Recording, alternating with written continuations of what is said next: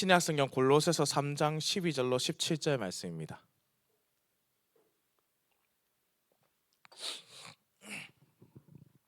신약 성경 골로새서 3장 12절로 17절 제가 봉독해 드립니다. 그러므로 너희는 하나님이 택하사 거룩하고 사랑받는 자처럼 긍휼과 자비와 겸손과 온유와 오래 참음을 옷 입고 누가 누구에게 불만이 있거든 서로 용납하여 피차 용서하되 주께서 너희를 용서하신 것 같이 너희도 그리하고 이 모든 것 위에 사랑을 더하라. 이는 온전하게 매는 띠니라. 그리스도의 평강이 너희 마음을 주장하게 하라. 너희는 평강을 위하여 한 몸으로 부르심을 받았나니 너희는 또한 감사하는 자가 되라. 그리스도의 말씀이 너희 속에 풍성히 거하여 모든 지혜로 피차 가르치며 권면하고 시와 찬송과 신령한 노래를 부르며 감사하는 마음으로 하나님을 찬양하고 또 무엇을 하든지 말이나 일이나 다 주 예수의 이름으로 하고 그를 힘입어 하나님 아버지께 감사하라. 아멘. 사랑하는 성도님들 반갑습니다. 오늘은 제가 기존에 계속 해왔던 인사가 있죠. 앞뒤 좌우에 계신 분들에게 한번 인사해 보겠습니다. 참 잘하셨습니다. 반갑습니다. 이렇게 인사를 했는데 오늘은 조금은 다르게 앞뒤 좌우에 계신 분들에게 이렇게 인사했으면 좋겠습니다. 성도님은 하나님의 걸작품입니다. 사랑하고 축복합니다. 어렵지 않습니다. 성도님은 하나님의 걸작품입니다. 사랑하고 축복합니다. 우리 앞뒤 좌우에 계신 분들에게 한번 인사해 보겠습니다. 밝게 웃으면서 공격적으로 하지 않고 성도님은 하나님의 걸작품입니다. 사랑하고 축복합니다. 네.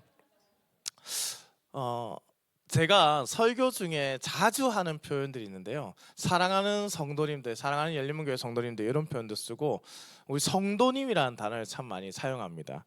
여러분 성도 옆에 계신 분들에게 조금 전 인사할 때 성도님은 하나님의 걸작품입니다. 사랑하고 축복합니다라고 인사를 했는데 이 성도라는 이름이 얼마나 눈부시고 아름답고 영광스러운 이름인지 모릅니다. 국어 사전에는 사실 그저 교회 다니는 사람 그 정도로 이제 기록돼 있을지 모르겠지만은 성경이 말씀하는 성도란 그리스도의 피로 씻겨져 하나님께 바쳐진 거룩한 존재라는 뜻입니다. 즉 하나님께서 우리를 보실 때 너는 내 것이며 너는 거룩하다라고 인쳐주신 이름이 바로 성도입니다.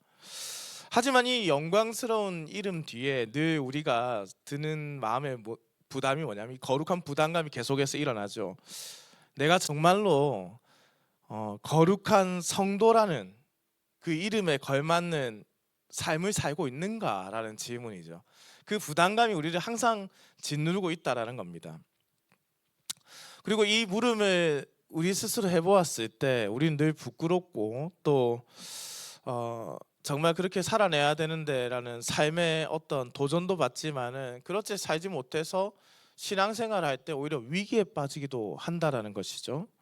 이름은 성도인데 여전히 욕심도 많고 내 혈기가 가득해서 성도라고 이름을 불리기에는 참 부족한 사람이다라는 생각을 성도인들뿐만 아니라 저도 하면서 살아가고 있다라는 것이죠. 사도 바울은 오늘 본문에 앞서서 골로새서 3장 10절에 이렇게 답을 주고 있습니다. 우리의 연약함이 어떻게 이 마음에 부담감을 주는데 어떤 답을 주느냐. 새 사람을 입었으니 이는 자기를 창조하신 이의 형상에 따라 지식에까지 새롭게 하심을 입은 자니라.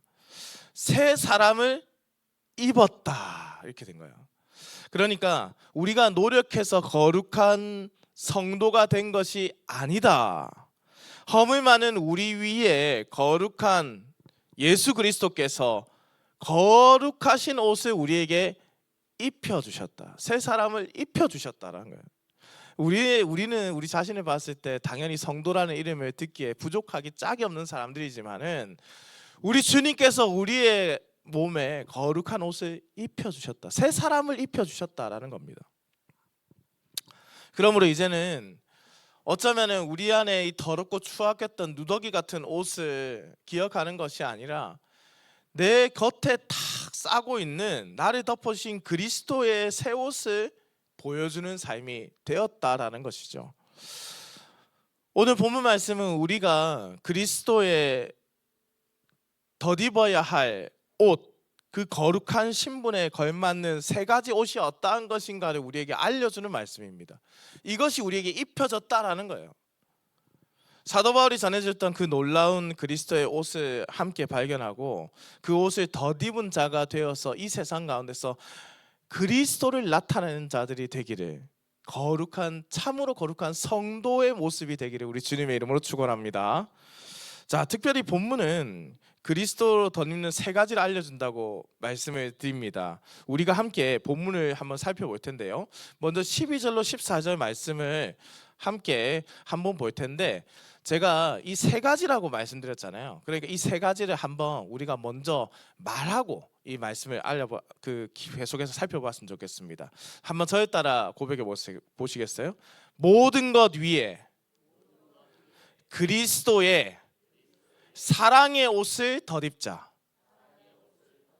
네, 모든 것 위에 그리스도의 사랑의 옷을 덧입자. 12절로 14절 말씀입니다. 그러므로 너희는 하나님이 택하사 거룩하고 사랑받는 자처럼 긍휼과 자비와 겸손과 온유와 오래 참음을 옷 입고, 누가 누구에게 불만이 있거든 서로 용납하여 피차 용서하되 주께서 너희를 용서하신 것 같이 너희도 그리하고, 이 모든 것 위에 사랑을 더하라. 이는 온전하게 매는 띠니라. 여러분, 사랑이라는 게, 우리가 이제 사랑이라는 것을 말할 때 그리스도인들이 사랑이 없으면 그리스도인들이라고 불리지 않잖아요. 그리스도인들에게 있어서 사랑은 필수 덕목이라고 할 수 있겠죠. 그런데요, 사실은 덕목이라고도 말하기에도 참 부족합니다. 왜냐하면 덕목은 행하지 않아도 욕을 듣진 않아요. 피해를 보지 않는다고요. 그러나 그리스도인들에게 있어서 사랑은 행하지 않으면 그리스도가 세상에게 욕을 받는 안타까운 상황이 발생하기 때문에 덕목이라고도 할 수 없습니다. 그래서 사랑은 그리스도인들에게 필수적인 지향점이고 반드시 지녀야 하는 것이다라는 것이죠. 오늘 말씀을 보면은 긍휼과 자비와 겸손과 온유와 오래 참음, 그리고 피차 용서하는 것을 옷 입어 행하라라고 했어요. 여러분, 이거 잘하고 계십니까? 긍휼과 자비와 겸손과 온유와 오래 참음과 서로 피차 용서하는 것, 이것을 지금 우리가 당연히 옷을 입고 행하고 있어야 한다. 행하고 있어야 한다. 여러분, 제가 오늘 주일에 아침에 오는데 신호가 바뀌었는데 앞차가 가지를 않는 거예요. 제가 오늘 이 말씀을 준비 탁 해서 오는데 아침에 일어나서 말씀을 봤는데 오래 참아야 되잖아요. 신호가 바뀌었는데 왜 안 갈까? 빵을 할까 말까, 할까 말까, 할까 말까. 그 짧은 3초 시간 동안 했겠습니까? 안 했겠습니까? 그래서 참아봐야죠. 그래야 설교를 할 수 있는 거 아니겠습니까? 한 5초 정도 지나니까 이분이 가더라고요. 여러분, 우리가 사실 오래 참는다라는 것, 이런 것 참 쉽지가 않습니다. 그러면서 이 모든 것 위에 뭐를 더하라? 사랑을 더하라고 하고 있는 거예요. 사랑을 더하라. 여러분, 사람이 살다 보면 이런저런 사람들 참 많이 만나죠. 우리네 인생이 자기가 원하는 사람, 좋아하는 사람만 만나면서 지낼 수는 없습니다. 참으로 안타깝죠. 내가 바라보기 좋은 사람, 내가 진짜 행복한 사람, 그래서 우리 주변에 나의 이상형들만 가득했으면 좋겠고 얼굴만 바라봐도 잘생겨서 웃음이 절로 났으면 좋겠는데, 저 그런 의미에서 좀 우리 와이프도 참 불쌍한 사람인 것 같아요. 그런데 이런저런 사람들을 참 많이 만나면서 살아가는데, 또 이런저런 사람들 만나다 보니까 분란도 참 많죠. 그래서 사도 바울이 교회는 이런저런 사람들이 모여 있기 때문에 가장 중요한 것이 사랑이다라고 말하는 것이에요. 늘. 그래서 사랑을 지키고 사랑을 통해서 교회의 하나됨을 유지해야 한다라고 계속해서 그의 서신들, 다른 서신들에서 말씀하고 있는 것이죠. 이전에 제가 몇몇 분들에게 차 마시면서 이야기했던 적이 있었던 것 같은데요. 제가 그 중고등부 수련회 강사로 부름을 받았습니다. 처음으로. 여러분, 근데 그게 제가 갈까 말까 고민하다가 강도사인데, 목사도 아니고 강도사인데 설교를 수련회 때, 그것도 여름 수련회 그 중요한 시기에 오라고 하니까 마음이 얼마나 막 걱정이 되는지요. 간다고는 했는데 그게 처음이니까 막 긴장이 많이 되는 거예요. 설교도 진짜 열심히 준비했습니다. 정말 열심히 준비했고 며칠에 막 진짜 밤을 새듯이 공부해서 준비를 해서 설교문도요. 설교문도 한 30페이지 가까이 됐던 것 같아요. 뭐 전혀 안 놀라시네요. 여러분 30페이지를 하려면 일단 기본적으로 3시간 설교를 해야 됩니다. 그러니까 이제 중고등 수련회 가는데 제가 이제 수련회 설교 가면 한 2-3시간 설교를 하거든요. 한 번 하면.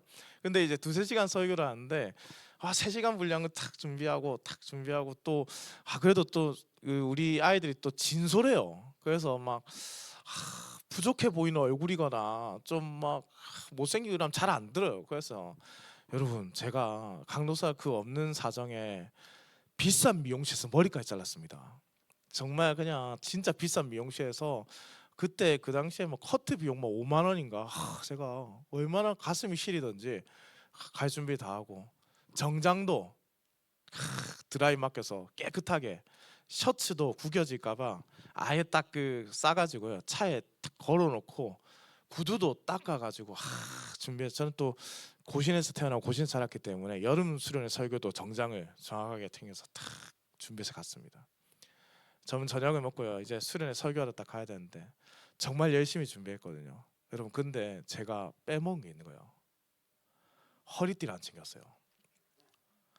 여름이어서 제가 살을 많이 뺐었는데 그때 그 당시에 제가 살이 갑자기 좀 빠지면서 한때 제가 이제 68kg까지 살이 빠져버렸습니다. 제가 키가 183이거든요. 그 68이면 되게 마른 거예요. 지금 여러분이 보는 상태가 아니었어요. 그래서 이제 살이 빠져버리니까 바지가 이제 정장을 맞췄는데 바지가 계속 내려가는 상황인 거죠. 여러분 그날 설교가 어땠을 것 같으세요? 계속 시간 내내 설교하는 시간 내내 계속 제가 계속 바지가 내려갈까봐 조마조마한 거예요. 말씀을 전하면서도 여러분 생각해보세요. 예수 그리스도 사랑이 여러분의 마음에 주장해야 됩니다 했는데 바지가 내려가면 그거 얼마나 무서워요. 그러니까 설교하면서 그리스도의 사랑이 계속 이렇게 되는 거야.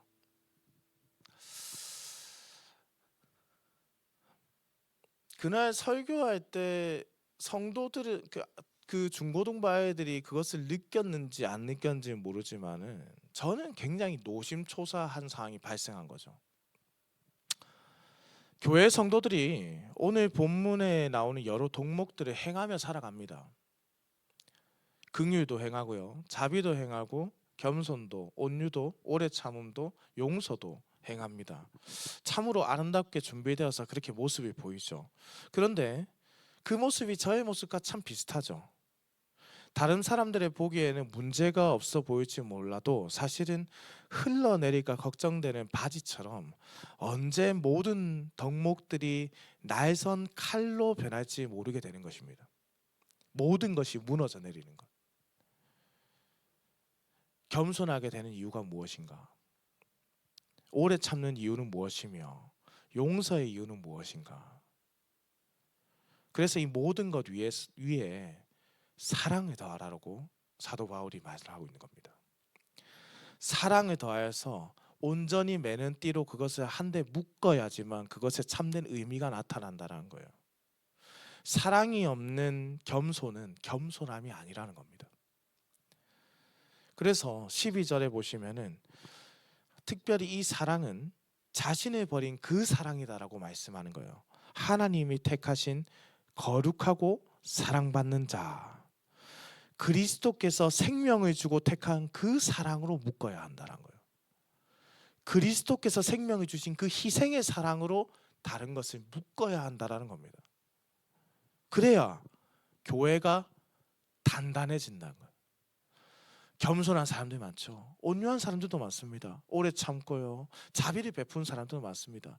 그런데 그 모든 것을 묶는 것은 바로 그리스도의 희생의 사랑으로 묶여져 있을 때 의미가 있고 단단하다는 거예요.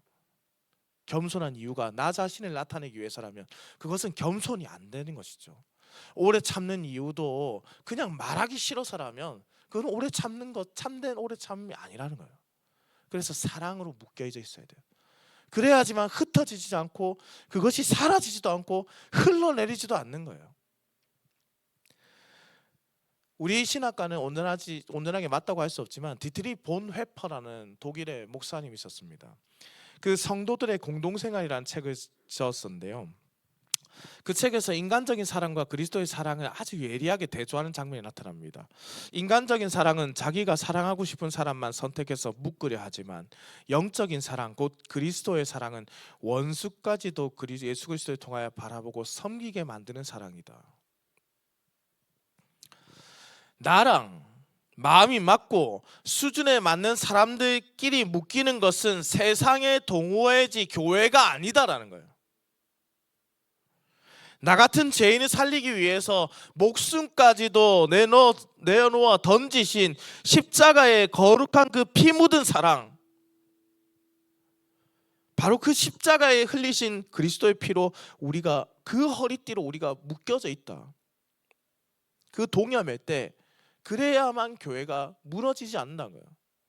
겸손한 사람도 있고 오래 참는 사람도 있고 자비를 베푸는 사람도 있고 용서하는 것이 있더라도 그것이 그리스도의 희생의 사랑으로 묶여져 있는 것의 덕목이 아니라면 교회는 결코 하나 될 수 없다. 그러니 우리가 그리스도의 사랑으로 먼저 덧입혀져야 된다. 그리스도의 희생의 사랑을 우리에게 묶어야 한다는 겁니다. 사랑하는 성도님들, 그리스도의 그 희생의 사랑으로 우리 주변에 있는 성도들에게 긍휼과 자비와 겸손과 온유와 오래 참음 그리고 용서를 행하는 성도님 되시기를 우리 주님의 이름으로 축원합니다. 그리스도의 사랑으로, 내가 원하는 사람들만 사랑하는 것이 아니죠. 함께 묶여서는, 함께 자기를 내어 던지신 사랑입니다. 희생으로 이룬 사랑입니다. 그 참된 사랑으로 우리가 묶여져 있는 겁니다. 지금 그 사랑의 옷을 덧입으십시오.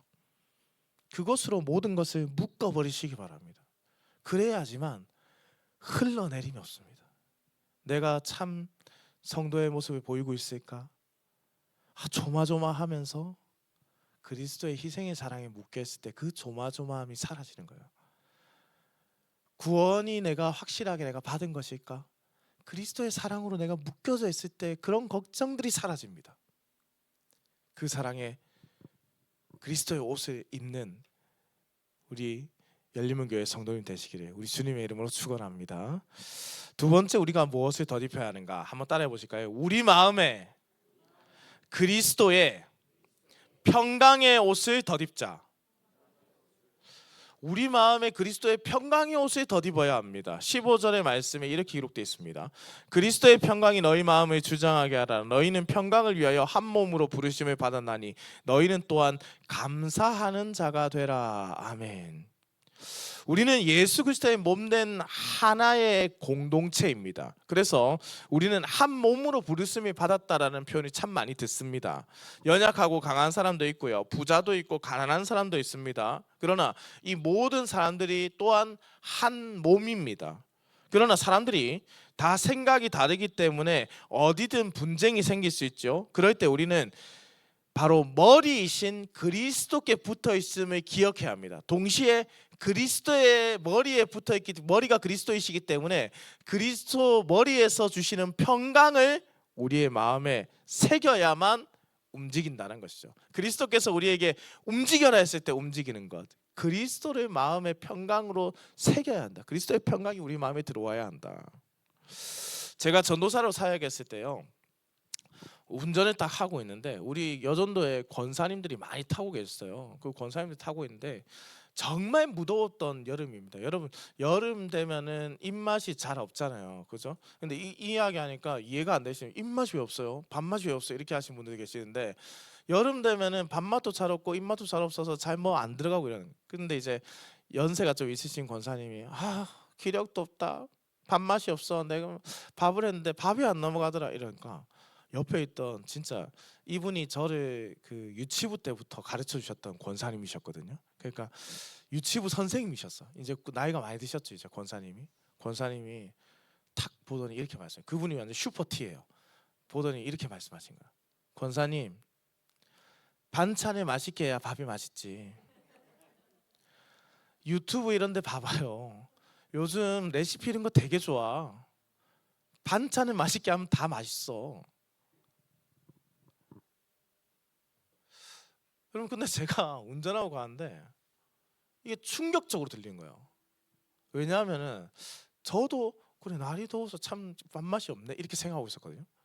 근데 날이 덥다라는 생각에만 사로잡혀 있다 보니까 그 환경적인 것에 사로잡혀 있다 보니까 이것을 맛있게 해야 된다라는 것에 대한 생각을 어느 순간 하지 못하게 되는 거죠. 다르게 생각하면 충분히 그 환경을 벗어날 수 있고 상황을 만들 수 있는데 그러지 못하고 나에게 주어지는 지금 이 더위에 그 끝에 있다라는 것이죠. 대다수 우리가 겪는 문제란 밖에 있는 것이 아니라 거의 다 내 마음 안에 있습니다. 모든 상황을 어떻게 받아들여야 하는가는 굉장히 중요하죠. 여름은 덥고 겨울은 당연히 춥습니다. 그래야 사실 해충의 피해도 적고 농작물이 아주 잘 자랍니다. 여러분 사계절이 뚜렷하다라는 것은 우리나라의 아주 좋은 강점이었습니다. 교회도 마찬가지죠. 이런 사람 저런 사람 다 있습니다.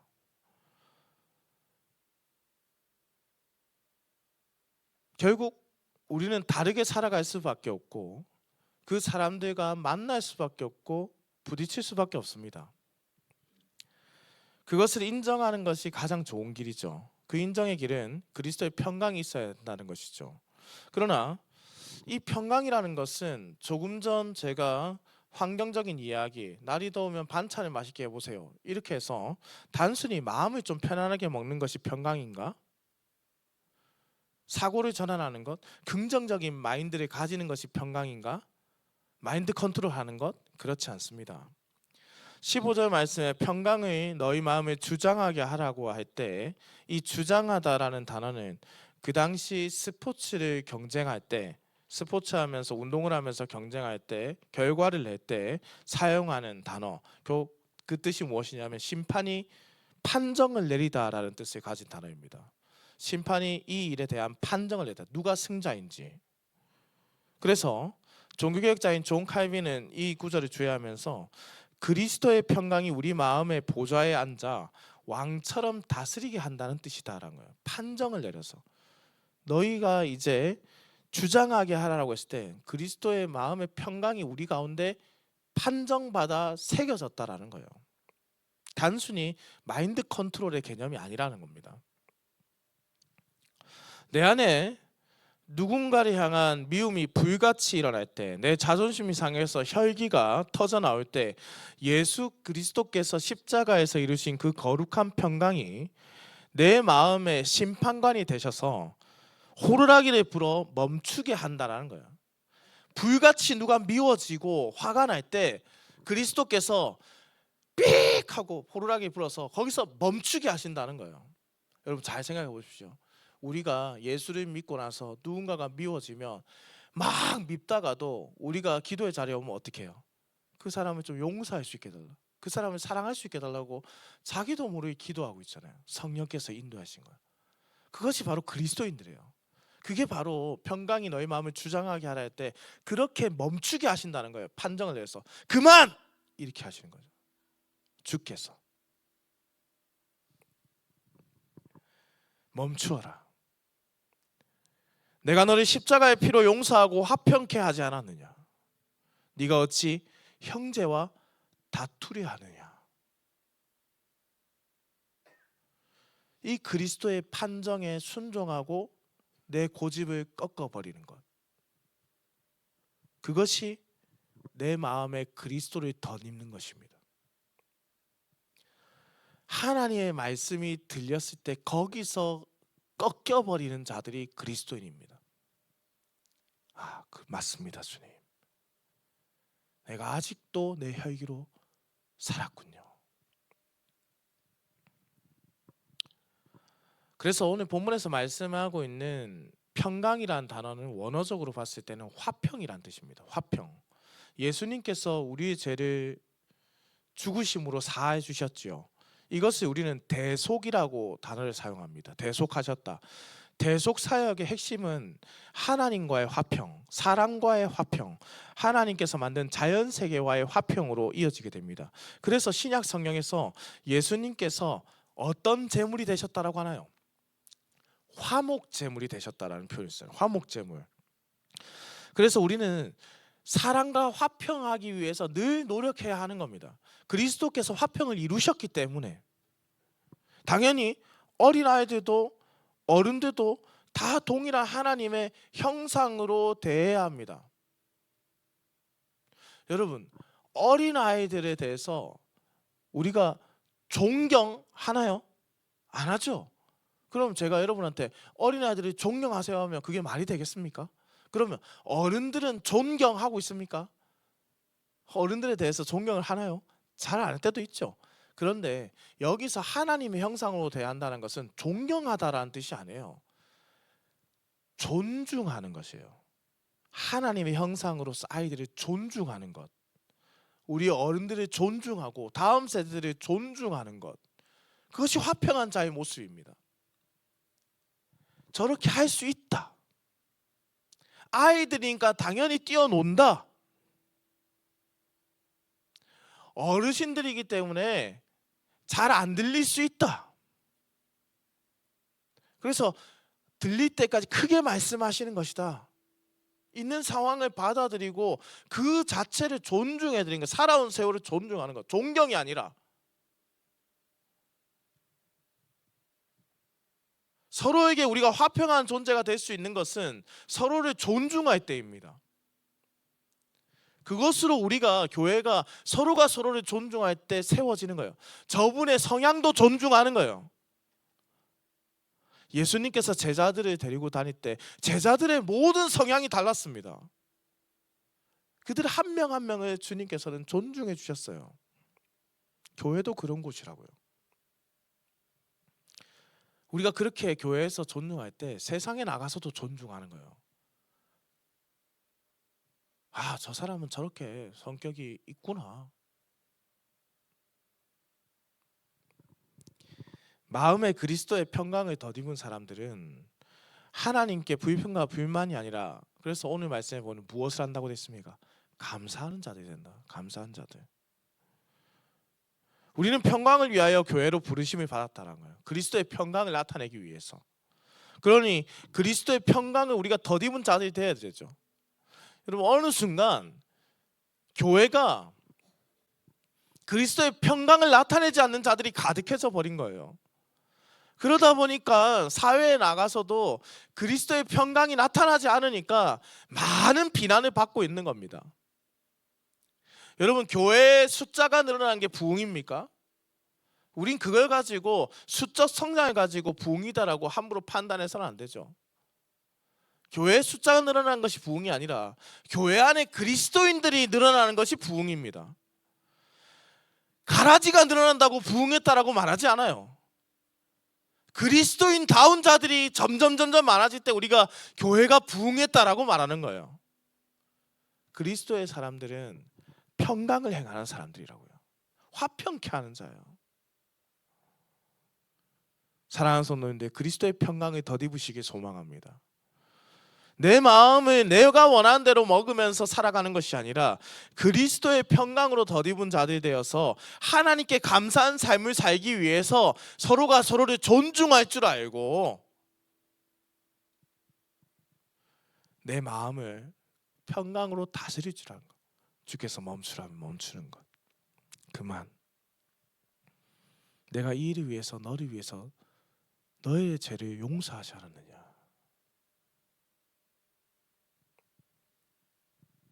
이렇게 그리스도의 평강으로 덧입어진 옷을 입고 살아가시기를 우리 주님의 이름으로 축원합니다. 마지막입니다. 저와 함께 한번 고백하겠습니다. 우리 속에 그리스도의 말씀의 옷을 덧입자. 16절에서 17절 말씀입니다. 그리스도의 말씀이 너희 속에 풍성히 거하여 모든 지혜로 피차 가르치며 권명과 시와 찬송과 신령한 노래로 부르며 감사하는 마음으로 하나님을 찬양하고 또 무엇을 하든지 말에나 일에나 다 주 예수의 이름으로 하고 그를 힘입어 하나님 아버지께 감사하라. 아멘. 여러분, 아기가 태어나고 아이가 자라면서 이제 아이들 바라볼 때마다 참 자라는 것이 너무나 이쁘고 아름답고 이런 건 너무 기쁘고 또 귀엽고 막 이렇잖아요. 여러분, 건강하게 자란다는 거 정말로 감사한 일 아닙니까? 여기 계신 우리 부모님들 자녀들이 건강하게 지금까지 옆에 있다면 여러분 그 자체로 감사해야 된다라는 것이죠. 감사할 점은 많습니다. 그렇다고 해서 여러분들이 집에 가서 우리 자녀들 집에 가서 엄마 감사해 내가 건강해 이렇게 하면은 이거는 뭐예요? 평강을 못 입은 자들이 아닌 거예요. 화평하지 못한 거예요. 그죠? 우리가 이제 그런데 이런 거죠. 우리 부모님들이 아이를 엄마가 처음에 딱 안았을 때 한번 생각해 보세요. 여기 이제 간호사가 올려주잖아요. 그럼 이제 이 아이가 내 뱃속에 있다가 나왔는데 막 감사가 막 절로 나와요. 그러면서 이제 이 아이를 바라는 거 건강하고 튼튼하게 예수 그리스도를 바라면서 살았으면 좋겠어. 그런데 이제 10살 돼서 엄마 달려와서 탁 안기는데 시험 성적표가 이제 10점인데 건강하고 튼튼하게 예수 그리스도를 바라며 살았으면 좋겠어. 이제 고3이 되었는데 수능 점수가 200점 뭐 100점 이렇게 맞아왔는데 엄마 나 잘했지. 탁 안긴 건강하고 튼튼하게 예수 그리스도를 바라며 살았으면 좋겠어.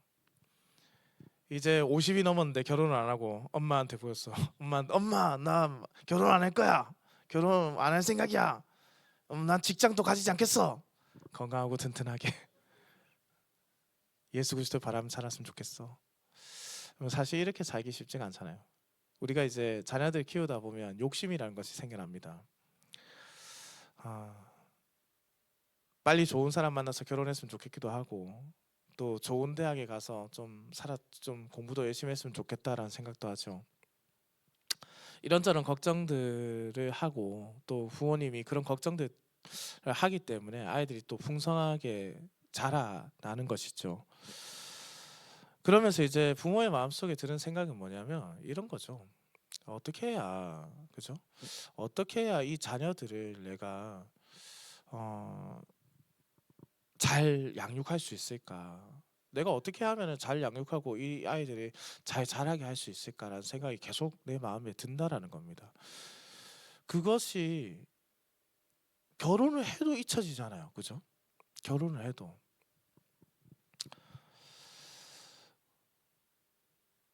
결혼을 하면 이제 끝났을 거라 생각했는데 애가 태어나도 잊혀지잖아요. 본문에서 부모의 역할이 무엇인가, 그리스도인들의 역할이 무엇인가라고 했을 때 그리스도의 말씀이 풍성히 거하여라고 했습니다. 요한복음에서 우리가 말씀을 배웠지만 이 말씀이라는 것은 바로 그리스도와 직접적으로 연결해서 우리에게 알려주었습니다. 그래서 그리스도의 말씀이 우리 안에 풍성히 거한다라는 것은 그리스도께서 하신 말씀과 더불어서 예수 그리스도 그분을 우리의 삶의 주인으로 거하게 하는 것이란 뜻입니다. 그래야 오늘 말씀에 나타난 것처럼 무엇을 하든지 말에나 일에나 다 주 예수의 이름으로 할 수 있게 되는 겁니다. 내 마음에 말씀이 거할 때입니다. 그러면 부모의 사명은 무엇입니까? 아름다운 가정을 잘 이루어서 사는 것을 보는 데까지 아니라는 거죠. 자녀로 하여금 그들의 마음에 예수 그리스도를 새겨서 살아가게 하는 데까지가 부모의 역할입니다.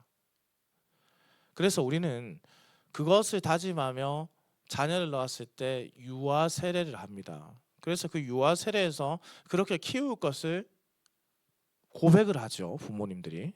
그래서 유아 세례라는 것은 바로 부모의 고백을 받는 것입니다. 그러면 그렇게 자랐다라는 것은 언제 확정이 되는 것일까요? 언제? 바로 입교입니다. 입교. 자기의 신앙을 가지고 유아 세례 받은 자들이 입교를 통해서 내가 이제 그리스도를 받아들였다라고 고백하는, 그리스도께서 우리 안에, 내 안에 주장하고 계신다는 것을 고백하는 삶, 그것이 바로 입교라는 것이죠. 입교가 바로 유아 세례를 받은 자들이 하는 교회 정회원이 되는 절차이고, 유아 세례 받지 않은 자들이 하는 것은 그때 무엇을 합니까? 세례를 받는 거예요. 그래서 우리는 이런 그 성례가 매우 중요하다는 것을 인식을 하고 있어야 합니다. 여러분, 어린 시절 바르게 가르쳐 깨닫게 하는 것 매우 중요하죠.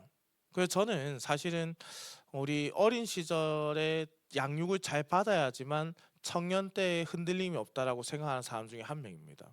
그것이 교육학에서도 가르치는 것이죠. 유아기는 경험한 것을 저장했다가 필요할 때 꺼내서 사용하는 인지 능력이 현저하게 발달하는 시기입니다. 유아기 때 내가 들은 것을 간직하고 있었다가 필요할 때 꺼내서 그것으로 살아간다라는 것이죠.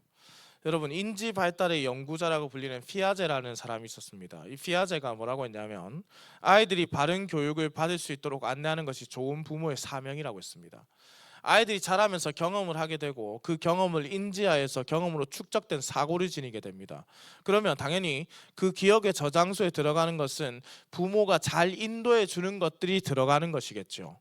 사랑하는 성도님들, 여기에 청년들도 있고 부모님도 있습니다. 이제 다음 주면 우리가 5월을 맞이하게 되는데, 5월은 가정의 달이라고 하죠. 우리가 무엇을 가르치며 어떤 가정을 세워야 되겠습니까?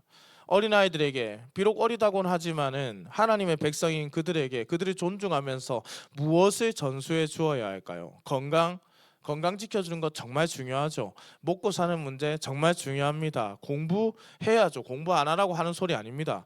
허나 그 무엇보다 예수 그리스도보다 중요한 것은 없다라는 것을 여기 계신 성도님들이 저보다도 더 강력하게 느끼고 있는 것 아니겠습니까? 그리스도를 다음 세대에 전수해 주어야 되는 것 아니겠습니까? 그런데 왜 자꾸 그리스도의 말씀이 우리의 뒷전으로 밀려나고 있냐라는 것이죠. J.C. 라일이라는 신학자가 부모의 사명을 두고 이렇게 강력하게 경고했습니다. 자녀의 영혼을 하나님께로 인도하는 일을 결코 남에게 미루지 마십시오. 당신의 자녀가 천국을 향해 가도록 가르치지 않는다면 마귀가 그들을 지옥으로 향해 가도록 가르칠 것입니다. 결코 가르침에 중간지대는 없습니다. 우리가 그리스도의 마음을, 그리스도의 말씀을 자녀들에게 가르치지 않는다면 중간지대 없이 반드시 지옥으로 끌고 가는 그 마귀들의 가르침이 들어올 수밖에 없다라는 겁니다. 사랑하는 열린문교회 성도님들, 부모된 우리의 가장 두렵고도 영광스러운 사명, 바로 그리스도의 말씀을 가르치는 것 아니겠습니까? 그리스도를 가르치는 것. 자녀의 머리에 세상의 지식과 성공의 공식을 집어넣기 전에 자녀의 영혼이라는 빈 도화지에 예수 그리스도의 말씀을 가장 깊이 먼저 새겨넣는 훈련이 되어야 한다는 것이죠. 아이들의 인생의 거센 풍랑을 만나 흔들릴 때마다 그것을 꺼내어서 살아가게끔 우리는 가르쳐 주어야 한다는 것이죠. 여러분, 부모가 물려줄 수 있는 가장 좋은 것, 통장의 잔고,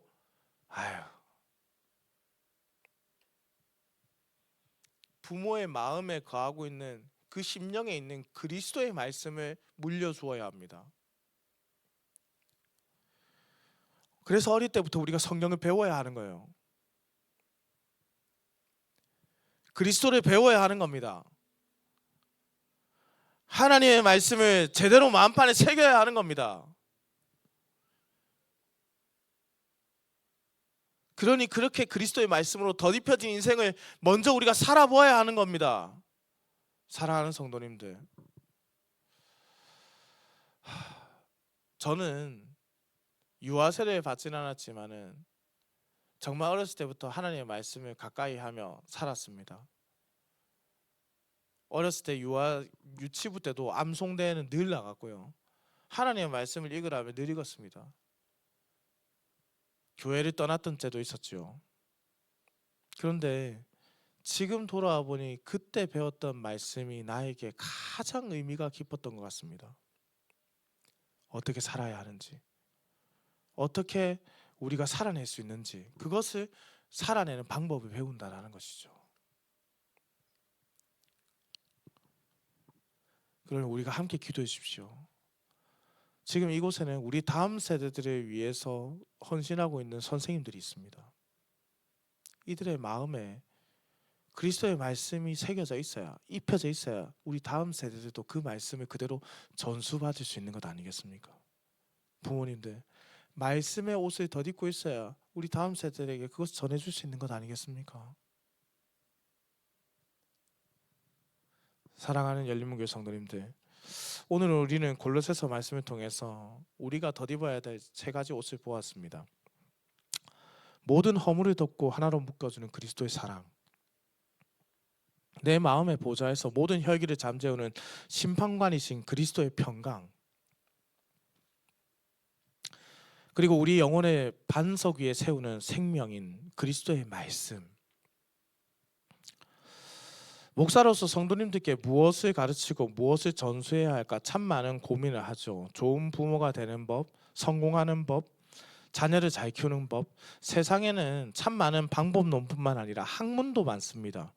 그러나 이 모든 고민 끝에 내린 결론은 단 하나죠. 예수 그리스도를 덧입는 것입니다. 여러분, 저는 목사로서 우리 교회가 예수 그리스도를 덧입은 그리스도인들이 많아지기를 계속해서 가르칠 것입니다. 우리 부모님들, 우리 자녀들에게 좋은 학원, 풍족한 환경을 물려주는 것보다 100배, 1000배 중요한 것이 그들의 영혼에 그리스도의 옷을 입혀주는 것임을 기억하시기 바랍니다. 그것만이 이 악한 세대 속에서 우리의 가정을 지키고 교회를 세우는 유일한 길이기 때문입니다. 여러분, 지난주에 저는 새 힘을 얻는 기다림이라는 제목으로 이사야 말씀을 전해드렸습니다. 우리가 새 힘을 얻고 승리하는 방법은 세상을 유행을 쫓아서 새로운 것을 하는 것 아니라고 말씀드렸습니다. 2000년 전 우리를 위해서 십자가에서 흘리신 예수 그리스도의 그 복음, 그 피의 복음, 가장 오래되었지만 가장 강력한 그리스도의 사랑과 말씀으로 다시 돌아가는 것, 그것의 옷을 입는 것, 그렇게 사시기를 소망합니다. 이 말씀을 다 정리했는데 이번 주에 실명은 거론하지 않겠지만 수요기도에 아이가 한 명 왔습니다. 저 문을 열고 목사님 저 왔어요 하고 뛰어 들어오는데요. 어찌나 그리 아름다운 모습인지요. 세상에서 줄 수 없는 위로와 사랑의 은혜가 있었습니다. 그 아이가 뛰어오는데 이것이 바로 그리스도의 옷을 입은 사람의 모습이구나. 교회 가는 것이 행복하고 하나님 말씀 듣는 것이 즐겁고 사람들에게 밝게 다가가고 주께서 부르실 때 달려오고.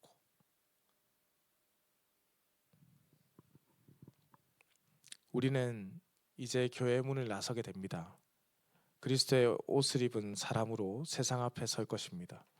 우리가 그리스도의 사랑과 평강의 말씀으로 온전히 무장되기를 소망합니다. 세상은 그렇게 될 때 우리를 통해 그리스도를 볼 것입니다. 우리가 바로 세상을 향해서 그리스도를 보여주는 진짜 열린 문이 되는 것입니다. 다가오는 5월 가정의 달, 우리 가정이 내가 먼저 그리스도의 옷을 입음으로 우리 가정이 옷을 입게 되기를 소망합니다.